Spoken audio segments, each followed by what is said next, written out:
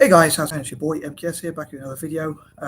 This one is, or these series of videos, are what I hope will inspire, or part of what I hope will inspire my fellow dyslexics and their families. My dyslexia story, which I hope to come to in the future, is, I might have even covered it in the past a little bit, but is that I learned to spell with extra help, so that's why I say I have minor dyslexia. Although, yeah, I'm pretty sure I was just diagnosed with dyslexia when I was younger. Hopefully, otherwise I'd be living a lie. But I suppose I have the creative sides of dyslexia as well. So I think there are many positive sides of dyslexia, which I hope to come to in this video, which is based on an article called, which is of the same name. I put it in a quirky sort of way with my strange punctuation, admittedly, but it's the case for investing in dyslexics. So I made these on Facebook as well, so I made quite a lot of videos, to be fair, as usual. But so please check them out under Michael Kagillionaire if you can find me on Facebook. So hopefully I included different ideas on there. I normally do try to do so. Please share this and possibly those videos and any other information you can with dyslexics and their families, which I hope will inspire them, especially those in developing countries. But anyway, I'm going to try and crack on with a list of some of my ideas, and please do chime in or chip in with comments. I did ask, what dyslexic strengths or special abilities have you heard of? What do you know about? And also, do you think dyslexics are investable or worth investing in? So if you could chip in, chime in, however you want to put it in the comment section, I'd really appreciate it. Again, I especially hope dyslexics and their families get involved. And if you're dyslexic or from a dyslexic family, I would love to read your comments. And if you want to make reaction videos or your own version of this, please feel free to do so, on one condition, that you empower dyslexics through such, and hopefully you're not too harsh as well. I suppose that's two conditions. Anyway, I'm going to crack on. So, as ever, freedom of speech, freedom of expression, that kind of thing. So, number one, I dream to bring together all possible dyslexic groups and organizations all around the world, such as Made by Dyslexia. Technically, it's a Monday today. Well, it is a Monday today. It's 11:40, so it's nearly Tuesday. But Made by Dyslexia, given my alliterations, like being on Monday, but also Dyslexic Advantage, the Yale Center for Dyslexia and Creativity, and other dyslexia-friendly organizations or dyslexic organizations, Nessy and others, and also like dyslexia associations or organizations in Malaysia, India, Indonesia, and Singapore. I know I always mention those countries.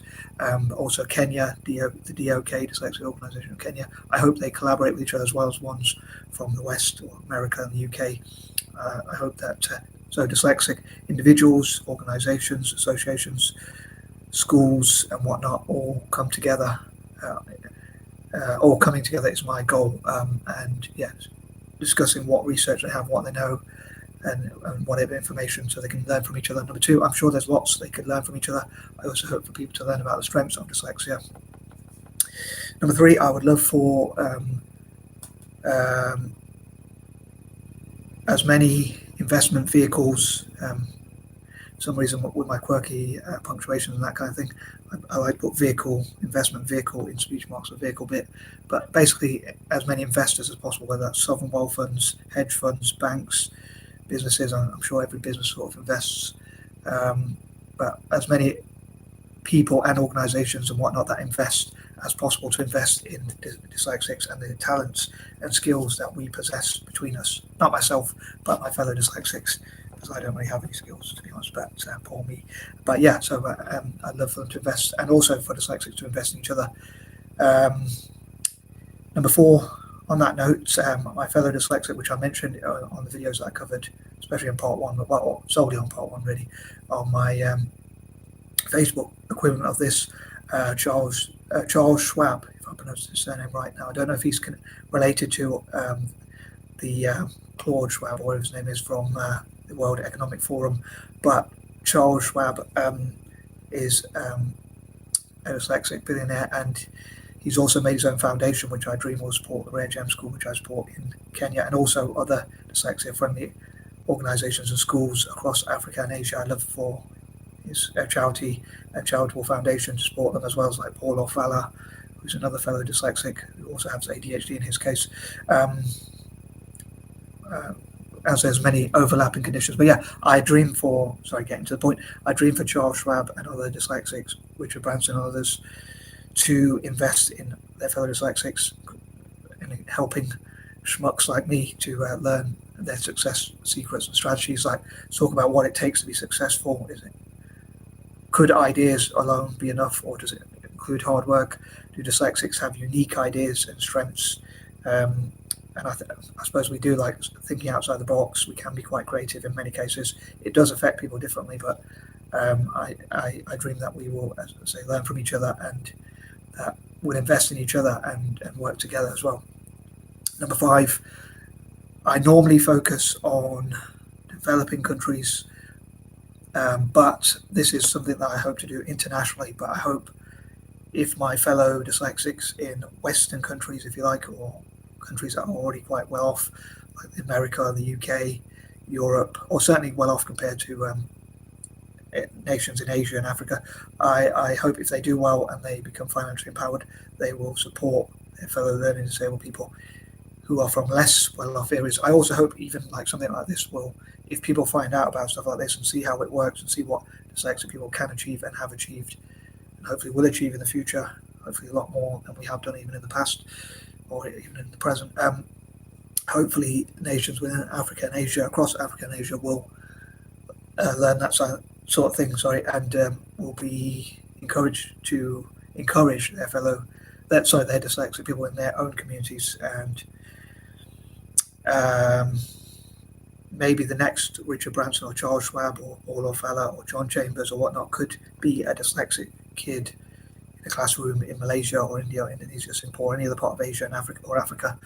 I hope that my fellow dyslexics will create academies in those countries as well. So this is about investing in dyslexics generally, globally, but I hope that we will also empower those who are from poorer regions as well of the world, shall we say, especially as an anti-imperialist as well, like former colonies, which I hope to come to. Again, I am trying to include different ideas to what I included on my Facebook if I can, just in case people watch that and then watch this as well and find that I do repeat myself a lot, so I do struggle not to repeat myself, so please forgive me for that. But yeah, I'll say sometimes because of my patterns it is difficult for me. But moving on, number 6, I dream that we will showcase what we can do from a selfish point of view for Italian football, and I'd love to share these ideas in the future with dyslexia-friendly organisations in Italy and across Italy, including involving dyslexics in Italy, but also showcasing what we can contribute to Italian football, soccer, calcio, footie, whatever you call it, and including how we can invest in Italian football. But also, when I talk about the case for investing in dyslexics, I suppose you could say it's not just financial investment, like investment in businesses or skills or talents even. It could be encouraging dyslexics, for instance, in Italy, and involving them through football and seeing what they can contribute, both in terms of playing football and the creative skills that they have to help Italian football to become more creative. Or again, they might be able to think outside the box. I think there are probably I think people say Dennis Bergkamp is a dyslexic. I'm not sure if that's true or not. Paul Merson, Rio Ferdinand, and one or two others. But I think there are a lot of dyslexics with like creativity who can do something different to contribute to Italian football, like come up with a skill or a pass from midfield that can create great goals and things like that. But yeah, I'd love for dyslexics to be involved in football, and also like I have ideas like about how Italy could host events to invite dyslexics from around the world, even to Italy, and also like I'd say have schools participating and encouraging dyslexics. Like say if dyslexics are not the best academically, we can do well in football. Whereas in developing countries, I think like I want to focus more on how dyslexic people can do well in business, even if we're not the best academically, or we can do well in poetry, art, or even writing, believe it or not, or different areas like that, like creative areas especially. And there are fields which we can excel in, including STEM, science, tech, engineering, and maths. Number 7, also I'd love for Celtic to host events to do with dyslexia, maybe working with Italian football. So I'd love for Italian football to have like tournaments internally in and across Italy or around all the country, and then to invite people from around the world, and also to work with Celtic to host events to raise awareness, funding for dyslexics, maybe even for dyslexic businesses, to help dyslexic people who are struggling as well, as dyslexic normally do help people who are struggling. Celtic do normally help people who are struggling generally. So hopefully Italian football and Celtic can work together to have events, creative events that can raise awareness of dyslexia and other neurodiverse conditions, perhaps even through football. soccer, calcio, footie, whatever you want to call it. I'd say number 8. I hope people find out about the creative and other such strengths of dyslexia, including thinking outside the box and things like that, and people who are passionate about dyslexia. I hope you will watch these videos and share them with others and showcase what we can do. Number 9, as I say, there are dyslexic poets, artists. Art is a big area for many dyslexics, or even writers, believe it or not, authors. But it does affect people in different areas. Like some people have more minor dyslexia, if you like, and some have more severe dyslexia. Although someone was saying that Jack Laws, a dyslexic artist, I don't know why I did that, but Jack Laws, a dyslexic artist, was saying how he no longer calls himself a severe dyslexic, he calls himself an exquisite dyslexic. So I'd love to also celebrate the successes of dyslexics, and for dyslexic people to work together and talk about the work that each dyslexic have done, what they've contributed to the world, and to celebrate each other's successes and support each other's projects generally as well, including both dyslexics who have not done so well and need improving and need supporting to reach our full potential perhaps, and ones who have done well, all those in between. So basically supporting each other's social media, supporting each other's poetry, art, writing, and all sorts of different projects as much as we can. I was going to go into a bit of detail about some plans I have, but I'm going to leave that for part 3, I think, or part 2 maybe, or even part 4. Anyway, I'll say I hope you'll share these with other dyslexics and their families.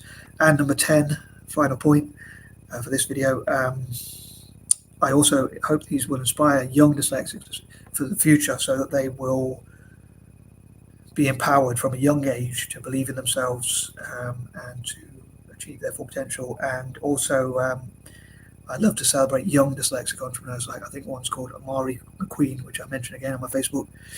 And I did try and do it differently on my YouTube as I do, but I hope you will still check these out and support these videos.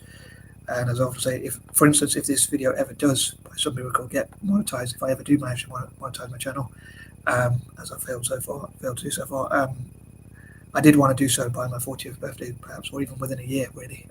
But anyway, I know I'm a bit boring sometimes, but a boring old git, I suppose, and a miserable old git as well. But yeah, I hope people will check these out. And again, if people do support them, if they ever get monetized, I hope to reinvest or to invest in dyslexics myself, perhaps even if I'm ever able to by some miracle. And again, I hope dyslexics to support and invest in each other, and invest in and support each other generally. And I'm going to stop waffling. I'm out. Peace and love.